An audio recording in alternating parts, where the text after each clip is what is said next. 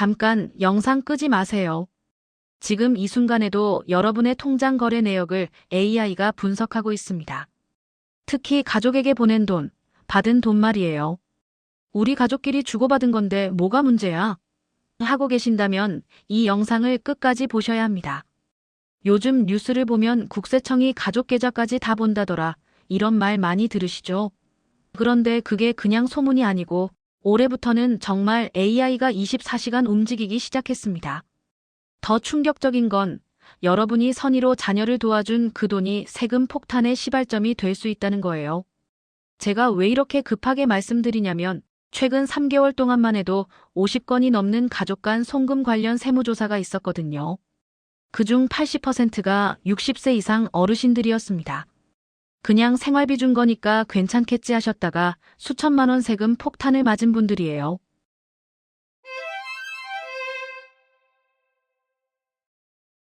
20년 동안 상속증여 절세를 연구해온 정혜준 박사입니다.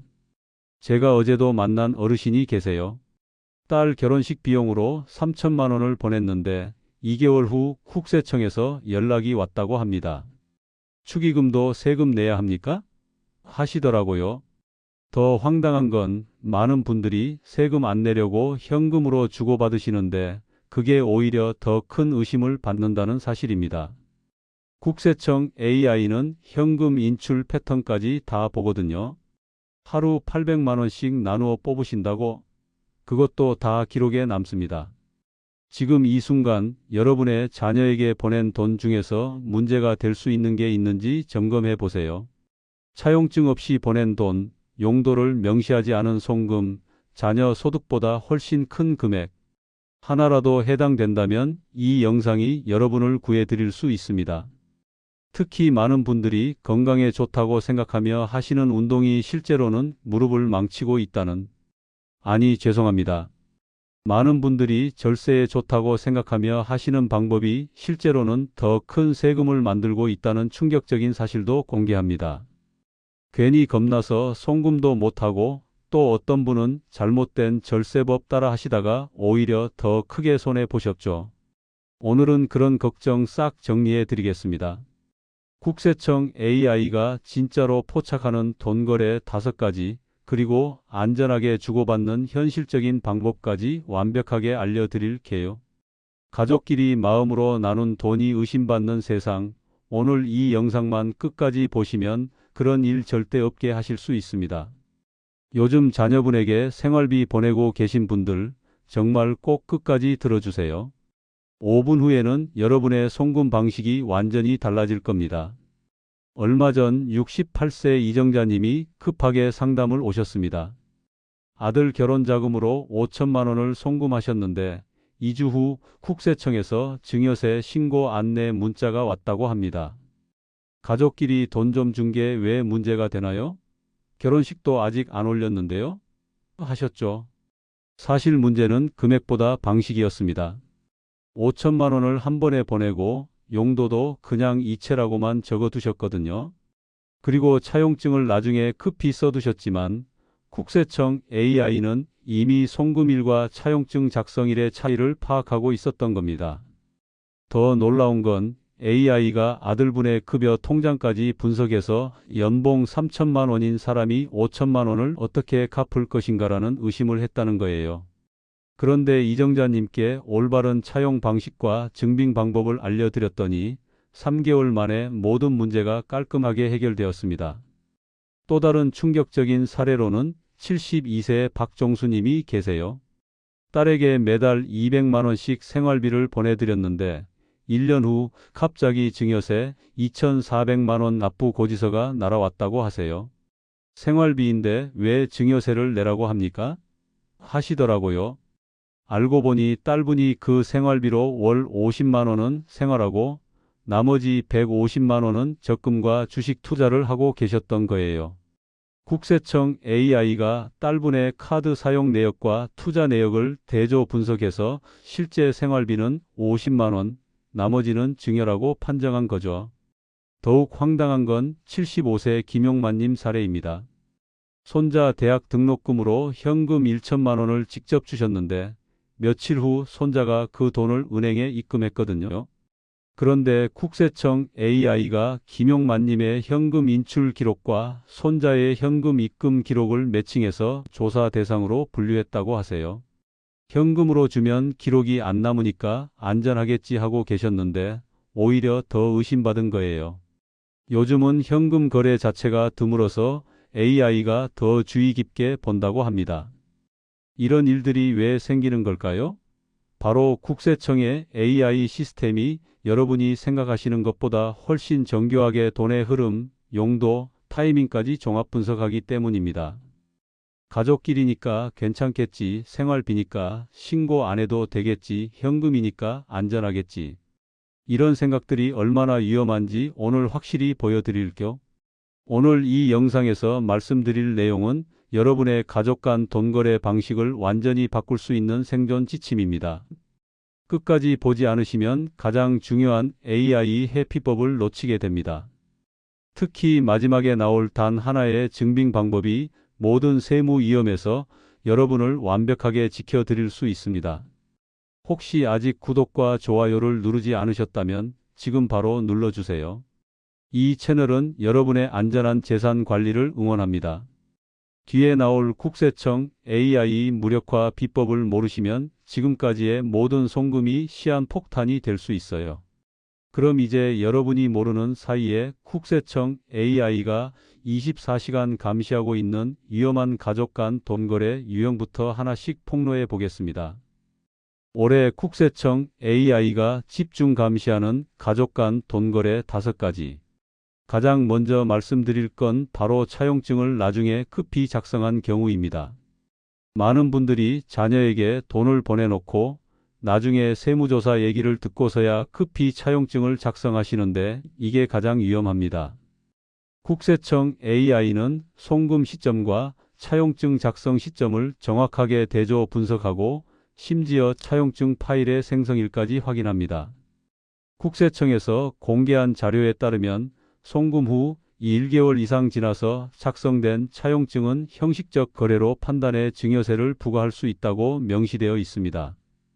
실제로 63세 박영호님은 아들에게 집 구입 자금 1억 원을 보내고 1년 후에 차용증을 썼다가 조사 대상이 되었습니다. 더 충격적인 사례는 70세 최순덕님입니다. 딸에게 사업자금으로 8천만 원을 보내고 6개월 후에 차용증을 작성하셨는데 국세청에서 차용증의 한글 파일 생성일이 송금일보다 늦다며 증여로 판정했다고 하세요. 요즘은 디지털 증거까지 다 확인한다는 거죠. 또 다른 예로는 66세 정태호 님이 계세요. 아들 결혼자금 6천만 원을 보내고 3개월 후에 차용증을 썼는데 이자율을 0.1%로 너무 낮게 설정했다가 정상적인 거래가 아니되다라는 판정을 받으셨어요. 시중 금리보다 너무 낮으면 실질적인 증여로 본다는 겁니다. 차용증은 반드시 송금 전 또는 당일에 작성하셔야 합니다. 이자율도 시중 금리 수준인 연 46%로 정하고 상환 일정과 방법도 구체적으로 명시해야 해요. 그리고 가장 중요한 건 실제로 매월 이자를 받고 원금도 약속된 대로 상환받는 기록을 남기는 것입니다.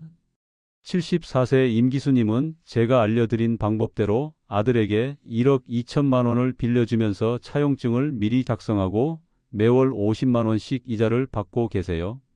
5년 분할 상환 계획도 세워두셔서 세무조사 때도 전혀 문제 없었다고 하시더라고요. 두 번째로 위험한 유형은 소득 대비 과도한 금액을 송금하는 경우입니다. 자녀의 소득 수준에 비해 너무 큰 금액을 빌려줬다면 국세청은 상환 능력이 없다고 보고 증여로 판단합니다. 특히 AI 시스템은 자녀의 급여, 사업소득, 기존 대출, 생활비 지출까지 종합 분석해서 실제 상환 가능성을 계산합니다. 국세청 내부 분석 시스템인 PCI는 개인의 재정 상태를 실시간으로 모니터링합니다. 연봉 4천만 원인 자녀가 2억 원을 빌렸다고 신고하면 시스템이 자동으로 월급의 80%를 상환했어도 20년이 걸린다며 의심 거래로 분류하는 거죠. 실제로 35세 김선우님은 연봉 4천만 원인데 부모에게 2억 원을 빌렸다고 신고했다가 상환 능력 부족으로 증여 판정을 받았습니다. 더 황당한 건 64세 한명자님 사례예요. 무직인 둘째 아들에게 1억 원을 빌려줬다고 하시는데 아들이 상환할 능력이 전혀 없다고 판정받았거든요. 반대로 성공한 사례도 있어요. 69세 오성태님은 연봉 6천만 원인 아들에게 1억 5천만 원을 빌려줄 때 아들의 부인 명의로도 공동 차용을 하셨어요. 부부 합산 소득이 1억 원이 넘어서 상환 능력이 충분하다고 인정받았거든요. 일반적으로 자녀의 연 소득의 2배에서 3배를 넘는 금액은 차용보다는 증여로 분류될 가능성이 높습니다. 만약 큰 금액을 도와주셔야 한다면 여러 해에 걸쳐 나누어 주시거나 증여세 한도 내에서 정당하게 증여하시는 게 안전합니다. 65세 조미영님은 딸에게 집 구입 자금 3억 원을 도와주실 때 1억 원은 차용, 2억 원은 5년에 걸쳐 나누어 증여하는 방식으로 세금 부담을 크게 줄이셨어요. 무작정 큰 금액을 한 번에 보내시지 마시고 자녀의 실제 상환 능력을 꼼꼼히 따져보세요. 세 번째는 현금 인출 후 직접 전달하는 경우입니다. 현금 거래는 기록이 남지 않기 때문에 AI 시스템이 가장 주의 깊게 보는 항목입니다. 특히 하루 1천만 원 이상 현금을 인출하면 금융정보분석원에 자동으로 보고되고 이 정보는 국세청과 실시간으로 공유됩니다. 한국은행과 금융감독원의 합동 발표에 따르면 대규모 현금 인출 후 가족 계좌로 유사한 금액이 입금되는 패턴을 AI가 자동으로 탐지한다고 합니다. 더 무서운 건 현금 인출과 입금의 시간차까지 분석한다는 거예요. 71세 정미라님은 결혼 자금으로 900만 원씩 나누어 인출했다가 반복 인출 패턴으로 의심 보고를 받았습니다. 67세 서동길님은 더 황당한 경우예요. 손자 용돈으로 현금 500만 원을 주셨는데 손자가 3일 후에 그 돈을 은행에 입금했거든요. AI가 할아버지의 인출 기록과 손자의 입금 기록을 매칭해서 조사 대상이 되었다고 하세요.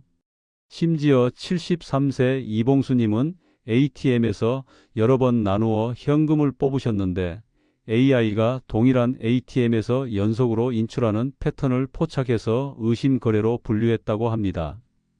현금으로 도와주시려던 이유가 기록을 남기지 않기 위해서라면 오히려 더 위험한 선택입니다. 가족 간 현금 전달은 가급적 계좌 이체로 하시고 이체 내역에 용도를 명확히 적어두세요. 결혼축의금, 생활비 지원, 학자금 지원 이런 식으로 구체적으로 적어두시면 나중에 최고의 증빙 자료가 됩니다. 네 번째로 주의해야 할 것은 생활비 명목의 송금입니다. 많은 분들이 생활비는 증여가 아니니까 괜찮다고 생각하시는데 실제 용도가 가장 중요합니다.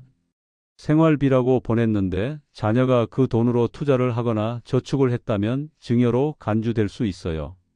국세청 과세 기준에 따르면 생활비는 의식주에 직접 사용되는 비용만 인정됩니다.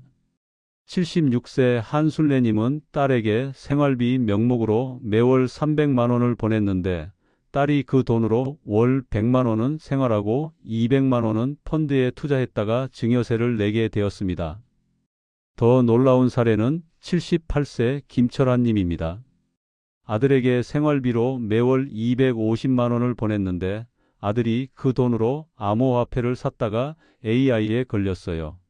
카드 사용 내역에는 생활비가 월 80만 원밖에 안 나오는데 나머지는 코인 거래소로 송금된 기록이 있었거든요.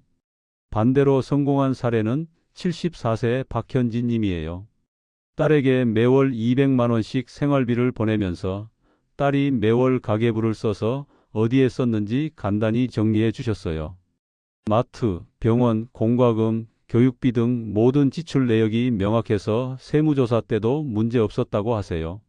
생활비로 송금하실 때는 자녀의 실제 생활 수준과 필요 비용을 고려해서 적정한 금액으로 하시고 가능하면 자녀가 어디에 썼는지 간단한 기록이라도 남겨두시는 게 좋습니다. 다섯 번째는 명절이나 특별한 날의 목돈 송금입니다.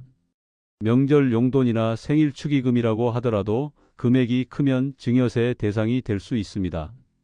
특히 여러 자녀에게 같은 금액을 보내면 계획적 증여로 볼 수 있어요. 세법상, 사회통념상 인정되는 축의금이나 부조금은 비과세지만 그 기준이 명확하지 않아서 문제가 됩니다. 69세 최재호님은 자녀 3명에게 각각 설날 용돈으로 2천만 원씩 보냈다가 증여세 대상이 되었습니다. 더 황당한 건 71세 장미숙님 사례예요. 손자 생일 선물로 1천만 원을 보냈는데 같은 날 다른 손자에게도 똑같이 1천만 원을 보내셔서 계획적 증여로 판정받았다고 하세요. 이제 이런 위험 요소들을 완벽하게 피하면서도 가족에게 안전하게 도움을 줄 수 있는 구체적인 해결책들을 알아보겠습니다. 국세청 AI 시대, 가족 간 돈 거래를 완벽하게 안전하게 만드는 실천법. 가장 기본이 되는 건 송금 전에 거래 목적을 명확히 남기는 것입니다. 은행 이체할 때 메모란에 결혼 축의금, 생활비 지원, 학자금 차용 이런 식으로 구체적인 용도를 기록해 두세요. 막연히 이체나 송금으로만 표시하면 나중에 용도를 증명하기 어려워집니다. 특히 차용의 경우에는 차용금 지급 차용증 월일 작성이라고 명시하고 증여라면 증여 10년간 5천만 원 한도 내라고 분명히 적어두세요. 67세 이병철님은 아들 사업자금으로 8천만 원을 보낼 때 메모란에 사업자금 차용증 2024.3 15 작성 연 5% 이자라고 적어두셔서 세무조사 때 전혀 문제 없이 넘어가셨습니다. 반대로 실패한 사례는 72세 윤석범님이에요. 딸에게 1억 원을 보내면서 메모란에 그냥 딸이라고만 적어두셨거든요. 나중에 세무조사에서 용도가 불분명하다며 증여로 판정받으셨다고 하세요. 또 다른 성공 사례로는 68세 김정숙님이 계세요. 아들에게 매월 생활비 150만 원을 보낼 때마다 3월 생활비 지원 의식주비라고 구체적으로 적어두셨어요. 2년 후 세무조사에서도 용도가 명확하고 생활비 수준이 적정하다며 문제없이 인정받으셨습니다. 이체 목적이 명확하면 세무조사 시에도 유리하게 작용합니다. 국세청 조사관들도 거래의 성격을 파악하는 첫 번째 자료로 이체 내역을 확인하거든요. 평소에 이체할 때 메모하는 습관 지금부터라도 꼭 만들어 보세요. 두 번째는 증여세 한도를 전략적으로 활용하는 것입니다. 성인 자녀에게는 10년간 5천만 원까지, 미성년 자녀에게는 2천만 원까지 증여세 없이 줄 수 있습니다. 이 한도를 여러 명에게 분산하고 10년 주기로 나누면 상당한 금액을 세금 없이 물려줄 수 있어요. 예를 들어 자녀가 3명이라면 각각 5천만 원씩 총 1억 5천만 원을 10년간 증여세 없이 줄 수 있습니다. 그리고 10년 후에는 또 다시 같은 한도가 적용되죠. 73세 김정호님은 이 방법으로 자녀 4명에게 20년에 걸쳐 총 4억 원을 세금 없이 물려주셨습니다. 더 정교한 전략을 쓰신 분은 75세 박순래님이에요. 자녀 2명, 며느리 1명, 사위 1명, 손자 3명까지 총 7명에게 10년간 나누어 증여하셔서 무려 3억 원 이상을 세금 없이 주셨어요. 법정 가족 관계를 최대한 활용하신 거죠. 하지만 실패한 사례도 있어요. 70세 정명수님은 한 해에 자녀 3명에게 각각 5천만 원씩 1억 5천만 원을 주셨는데 10년 한도를 한 번에 다 써버리셔서 나중에 추가로 도와줄 여유가 없어지셨다고 하세요. 계획적으로 나누어 주시는 게 중요합니다. 세 번째는 생활비 명목 송금의 사용처를 체계적으로 관리하는 것입니다. 자녀에게 소득이 없고 생활비로만 사용한다면 비과세가 되지만 그 돈으로 투자나 저축을 했다면 증여로 봅니다. 따라서 생활비로 보낸 돈의 사용 내역을 정기적으로 확인하고 기록해 두시는 게 좋습니다. 성공적으로 관리하고 계신 분은 74세 서영희 님이에요. 딸에게 매월 200만 원씩 생활비를 보내면서 딸이 3개월마다 가계부를 정리해서 보내드린다고 하세요. 마트비, 병원비, 공과금, 교육비 등이 명확하게 정리되어 있어서 세무조사 때도 전혀 문제 없었다고 합니다.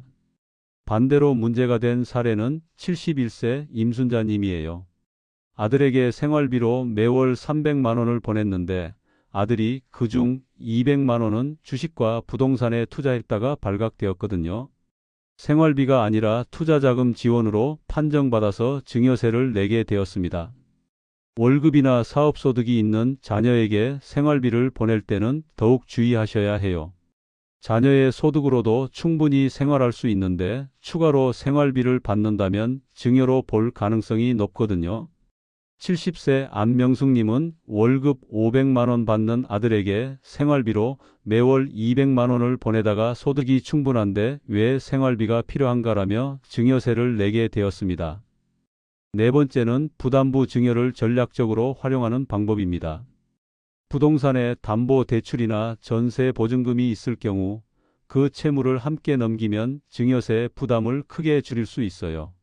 시가 10억 원짜리 집에 5억 원의 대출이 있다면 실제 증여가액은 5억 원으로 계산됩니다. 이 방법을 성공적으로 활용하신 분은 75세 박창수님이에요. 15억 원짜리 상가 건물을 아들에게 증여할 때 10억 원의 담보대출을 함께 넘겨서 증여세를 3억 원에서 1억 5천만 원으로 절반 이상 줄이셨습니다. 또 다른 성공 사례는 73세 최영미님입니다. 8억 원짜리 아파트에 2억 원 전세 보증금과 3억 원 담보대출이 있었는데 이 모든 부채를 딸에게 함께 넘기셔서 실제 증여가액을 3억 원으로 만들어 증여세를 크게 절약하셨어요. 다만 부모에게는 양도세가 발생할 수 있으므로 증여세와 양도세를 종합적으로 계산해서 유리한 방식을 선택하셔야 해요. 74세 조병학님은 부담부 증여로 증여세는 줄였지만 양도세가 더 많이 나와서 오히려 손해를 보셨다고 하세요. 다섯 번째는 해외 자산 증여 시 새로운 규정을 완벽하게 이해하는 것입니다.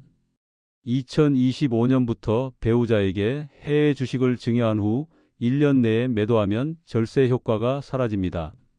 증여받은 배우자가 1년은 반드시 보유해야 양도세 절세가 인정되는 거죠. 이 규정을 제대로 활용하신 분은 76세 홍길동님이에요. 미국 주식을 부인에게 증여한 후 정확히 1년하고 1일 후에 매도하셔서 양도세를 크게 절약하셨습니다. 반대로 74세 유재성님은 미국 주식을 부인에게 증여한 후 6개월 만에 매도했다가 절세 혜택을 받지 못하셨어요. 해외 자산의 경우 국내보다 세법이 더 복잡하고 환율 변동까지 고려해야 하니까 미리 치밀한 계획을 세우시는 게 중요합니다. 여섯 번째는 가족 신탁을 활용해서 장기적인 절세 전략을 세우는 것입니다. 재산이 10억 원 이상이신 분들은 가족 신탁을 통해 상속세와 증여세를 효과적으로 절세할 수 있어요. 신탁을 설정하면 재산의 소유권은 이전되지만 관리권은 유지할 수 있어서 안전합니다. 성공적으로 활용하신 분은 78세 김대수님이에요. 20억 원 상당의 부동산과 주식을 가족 신탁으로 설정해서 자녀들에게 단계적으로 지분을 이전하시면서 상속세를 5억 원 정도 절약하는 계획을 세우셨습니다. 마지막으로 모든 거래 내역을 디지털과 아날로그로 이중 보관하는 습관을 만드시는 게 중요합니다. 차용증, 이체 내역, 상환 기록, 증여 신고서, 가계부 등 모든 문서를 스캔해서 클라우드에도 저장하고 원본은 별도로 보관하세요. 체계적으로 관리하고 계신 분은 72세 김세인 님이에요. 모든 가족 간 거래를 엑셀 파일로 정리해서 날짜, 금액, 용도, 증빙 서류를 한눈에 볼 수 있게 만들어 두셨어요. 세무조사 때도 자료를 바로 제출해서 조사관이 감탄할 정도였다고 하세요. 이렇게만 실천하셔도 국세청 AI 시대에 완벽하게 안전한 가족 간 거래가 가능합니다. 이제 오늘 내용을 종합 정리하면서 마무리해 보겠습니다. 오늘 말씀드린 내용의 핵심은 명확합니다. 가족 간 돈거래 자체가 문제가 되는 게 아니라 증빙이 부족하고 용도가 불명확한 거래가 문제입니다. 국세청 AI는 이제 거래의 진정성과 목적을 실시간으로 정밀 분석합니다. 소득이 없는데 큰 돈을 받거나 생활비 명목으로 주고 실제로는 저축이나 투자에 썼다면 당연히 증여로 보죠. 반대로 증빙만 완벽하게 갖추면 가족 간 송금도 얼마든지 안전하게 할 수 있습니다. 차용증을 송금 전에 작성하고 실제로 이자를 받고 원금을 상환받으며 거래 목적을 명확히 기록해두면 됩니다. 무엇보다 모든 거래가 제3자가 봐도 명확하게 이해할 수 있을 정도로 투명해야 합니다. 잘못된 상식은 가족끼리니까 괜찮다. 현금으로 주면 안전하다. 생활비는 신고 안 해도 된다였고, 올바른 관리법은 모든 거래를 기록으로 증명한다. 디지털 시대에 맞는 투명한 증빙을 남긴다. AI가 분석할 수 있는 명확한 자료를 제공한다입니다. 가족이라는 이유로 대충 넘어가던 시대는 완전히 끝났어요. 이제는 가족 간 거래도 세무 당국이 언제든지 검증할 수 있도록 완벽하게 준비해야 합니다. 그렇다고 겁낼 필요는 없어요. 올바른 방법만 알면 오히려 더 안전하고 계획적으로 자녀들을 도울 수 있거든요. 잘못 관리했을 때의 위험은 예상치 못한 거액의 증여세와 가족 간의 불신입니다. 68세 이정자님처럼 5천만 원 도와줬다가 2천만 원 세금 내라는 고지서 받으면 얼마나 억울하겠어요. 게다가 선의로 도와준 일이 세무 문제로 번지면 가족 관계에도 금이 갈 수 있습니다. 하지만 제대로 관리하면 세금 부담 없이 가족에게 든든한 지원도 하고 나중에 상속세까지 크게 절약할 수 있어요. 73세 김정호님처럼 20년 계획을 세워서 4억 원을 세금 없이 물려주고 박창수님처럼 부담부 증여로 증여세를 절반으로